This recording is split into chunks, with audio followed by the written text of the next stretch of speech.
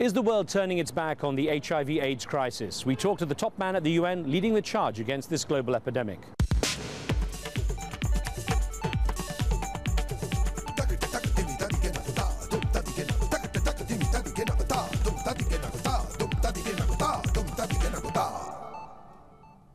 Hello and welcome. On the issue of AIDS, priorities have changed for many countries in the globally tough economic times of the last couple of years, and contributions to the Global AIDS Fund have suffered as a result.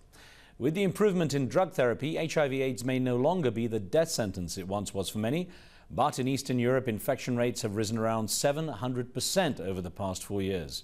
It's an alarming trend driven mostly by intravenous drug use. In China, more people die from AIDS than any other infectious disease, and there the increase is thought to be linked to risky sexual behavior. Well, on today's show we ask, is the world failing to meet its commitment to stem the tide of HIV/AIDS? You can join our conversation with your questions and comments, send an SMS or an email and we'll try to include it in the show.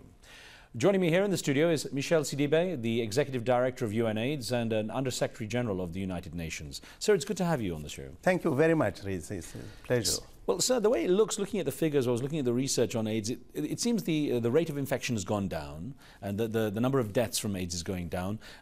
So it looks like there's some victory in the battle against HIV/AIDS. Is that the case? I think you're right, because if you look at just in the last 10 years, we managed really to bring up a new infection by 25%. 25% in the 22 countries which are the most affected and infected. And also we managed to avert 400,000 new infections only in Africa. That has been also for me an opportunity to say to the world that it's not just the new infection we are reducing, but by doing that one we are also helping to reduce the costs which are needed for treatment. A lot of people wonder, it's been, over a quarter of a century since the identification of the HIV virus and the sort of awareness of HIV/AIDS, and yet we're not really that far along when it comes to finding a vaccine or some kind of permanent solution, although there was talk recently of a vaccine maybe on the cards. Why? I mean, where are we with that, and why has it taken so long? I think vaccine is very important. We need, for any infectious disease, we need a vaccine. We need to continue to invest in research and development to make a vaccine possible. But we are not there. We are making some progress. We saw, for example, what we were calling the breakthrough with Thailand when we found this new vaccine which could at least work on the human body. But still, the efficacy of this vaccine is just 30%. So what we need is to continue with the prevention, bring prevention revolution at the center of whatever we are doing. What about perception too? Because there was a time when HIV was considered a death sentence and drug therapy has helped people to live longer. So to what degree has that complicated your battle against the disease? Has it fallen off people's radar?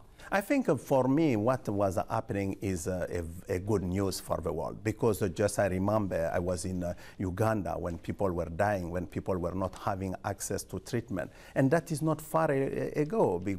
Just 5 years ago, we were having less than 50,000 people on treatment. Today, we have more than 5 million people on treatment. Well, those people help today to not just transform the economy of their country, but we are reducing the number of orphans, we are reducing the number of deaths. So for me, that is critical. But also, like you said, anytime we are putting 2 people on treatment, we have 5 new infections. So it means that we need to work on prevention, prevention, and prevention.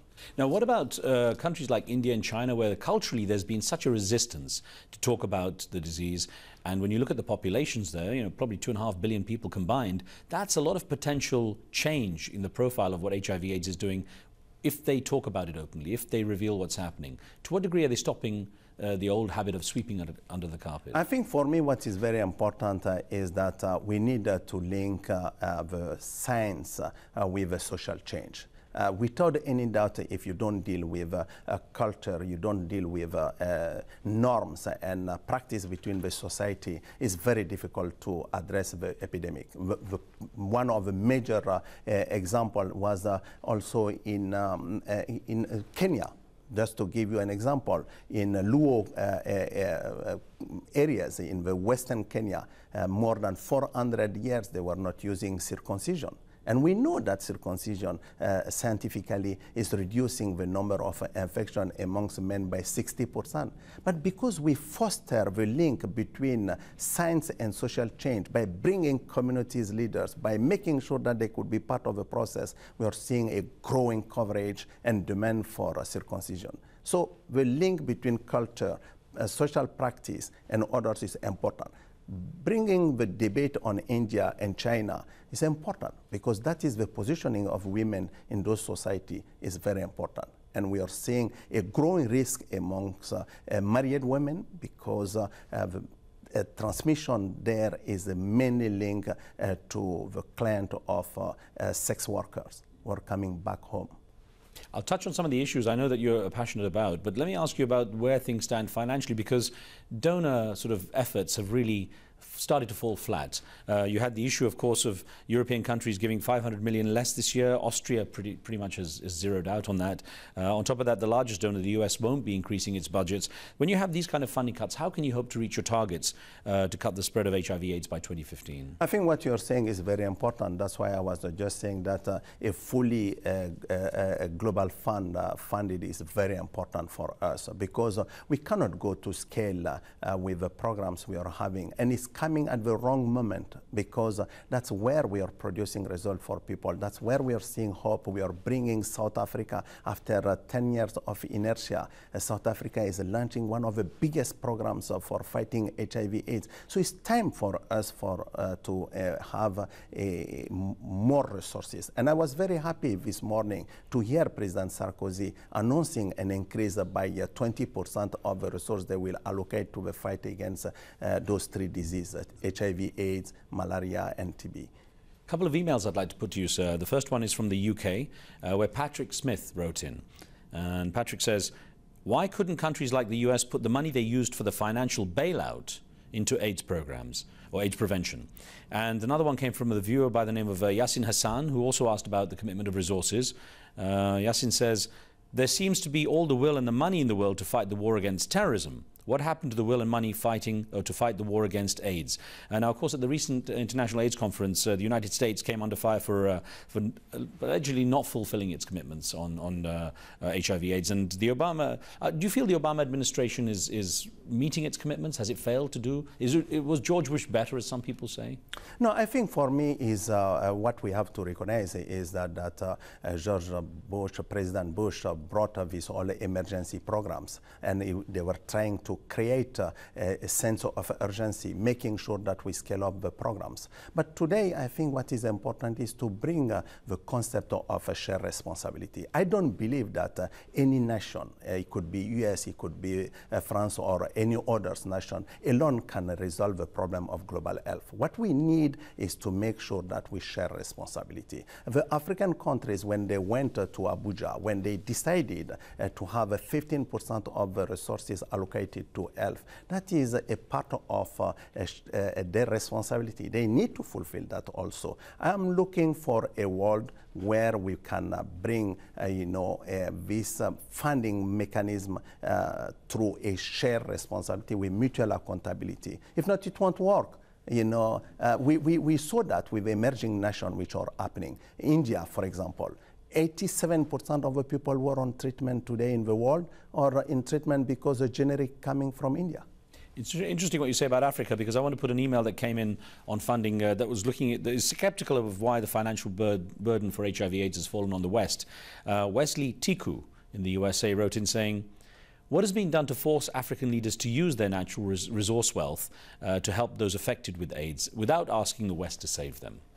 No, I think we need a global solidarity. Even if we are pushing today, like countries like South Africa, they increased their budget by 30%, $1 billion for fighting HIV/AIDS, but the gap is still big. We have 1 million people on treatment. They have 900,000 people more waiting for treatment. They have 1,000 new infections every day, 1,000 deaths also every day. So it's impossible for any of those developing countries alone to do it. But this shared responsibility should bring the debate of how we use better the markets and the states' contribution to the fight against HIV/AIDS. There is a little confusion for some people, and I have to ask you about this in terms of the allocation of funds, because developing countries such as China and India, BRIC nations even in general, they get lots of money for their AIDS programs from the Global Fund, but some countries are ineligible, like Jamaica, a small country, but doesn't have any resources.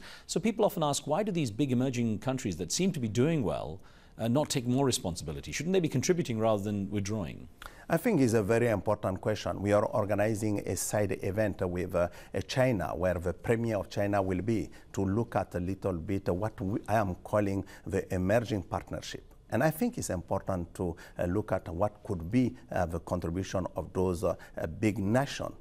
It's something we need to fully understand and to promote. But what I want to say is very different because when the fund has been established, it has been established based on competition. And most of those countries were considered as a developing a world and with a need for access to services, and they were coming with a proposal which were reviewed by the Global Fund mechanism. So it's important probably to look at how we review our own mechanism for accessing to those resources.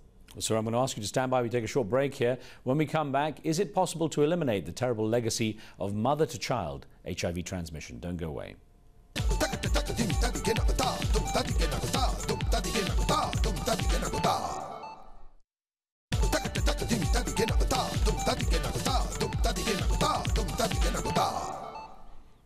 Welcome back. Global contributions for the fight against AIDS are on the decline, with HIV infection rates rising in Europe and China. Now, my guest is Michel Sidibe, the Executive Director of UNAIDS. So let's continue exploring these issues. And I know, sir, that you're very keen to emphasize the importance of dealing with the maternal issue, the maternal aspect of HIV transfer from mother to child.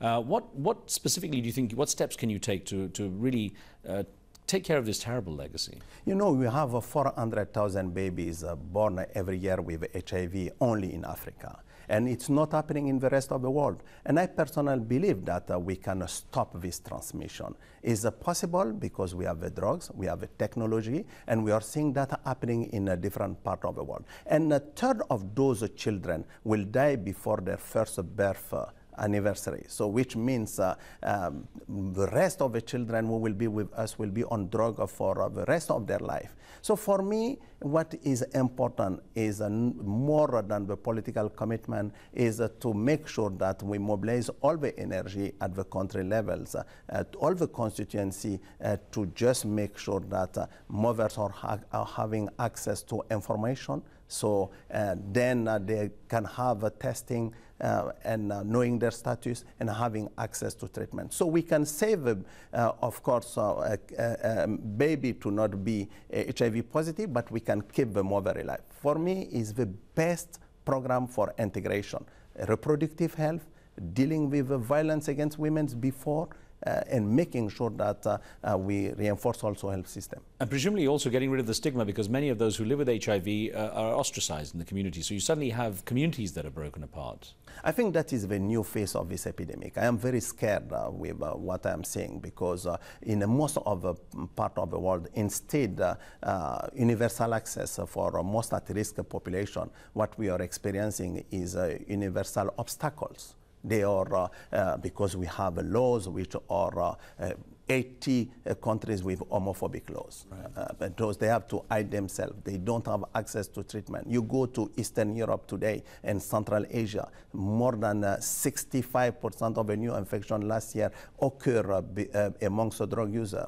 But because they are criminalized, because they don't have access to services normally, we are seeing a difficulty to control this epidemic. Sex workers are the same. So I think the new face of this epidemic is, unfortunately, is the face of those most at-risk population who are not having access to services because their social status or because their choice. Right. Now, you have the issue of places like Russia, which has had a 700% increase in AIDS infections in the past 4 years. That's a phenomenal jump up. What is behind that? Is it simply more reporting, or I mean largely saying more reporting, or is there some underlying problem you have to deal with? You know, it's very important because the same country, Russia, made a lot of progress. I know after St. Petersburg, when President Putin decided to increase the budget for HIV/AIDS and decided to stop the transmission from over to China, they stopped it. So, and they gave models that is possible. But at the same time, they are having difficulty to deal with creating space for people who are using drugs. So I hope really that they will hear me by saying that they can completely stop the transmission reduce the numbers of new infection by 0 amongst those drug users, which can really reduce completely the number of new infection in Russia. It's possible. They can control it. It's interesting you raise the issue of drugs because, of course, it's 2010, and according to the MDGs, the Millennium Development Goals, initial goals at least, every HIV-positive person who needs treatment should be receiving it. Yet, reality, of course, millions are still short of receiving that treatment. What went wrong, and what does it say about 2015 and other MDG goals? Are they reasonable, or has the reach been too far? I think what we need is also to rethink completely the logic behind the research and development. Research and development until today, from my point of view, was responding to niche markets of certainly rich people. And it's important today to be able to produce for the majority of the poor. And that's we saw when at the beginning, few people could have access to treatment. Because it was too expensive. You remember $10,000 per person per year.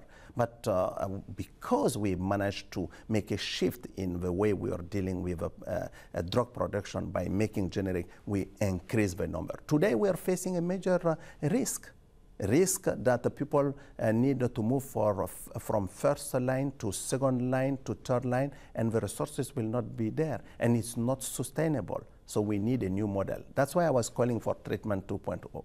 Now, interestingly enough, we had an email from Bangladesh on this issue of drugs as well, sent to our Facebook page.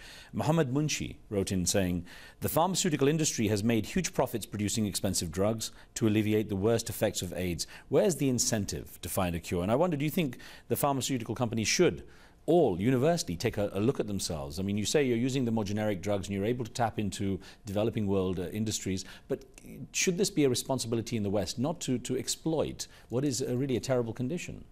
I think is certainly more complex than that one because what is the reality is that the reduction of price of drug is also due to research and development, due to innovation. So what we need is to not kill the innovation. We need to continue to work for innovation. But we need innovation, like I was saying, which could be made available for billion of people. And that is the type of innovation I'm calling for. And treatment 2.0 is just about making sure that the pharmaceutical company could come together to produce a pills today, which can be simpler, which can be certainly much more less costly than what we have today, but can be administered by even community people. So not the whole health system, which is based on complex health system to monitor and to. So we have less resistance, and we can keep people longer on a first-line treatment, which can give us chance to really use even treatment as a prevention. I want to get one email that came in from a viewer in Kenya, because of course it's a very personal situation. Yes. We talk about it as a global issue, but yes, it's each person is an individual life that's affected. And a viewer by the name of Lucia Chola in Kenya wrote in saying, what can Mr. Sidibe do to help the smallest and most primitive of African villages, like my own, to comprehend the magnitude of the AIDS epidemic? And that is a very important question, and I think he's right. We are sometimes just talking about numbers, but behind each of those numbers is families, is lives.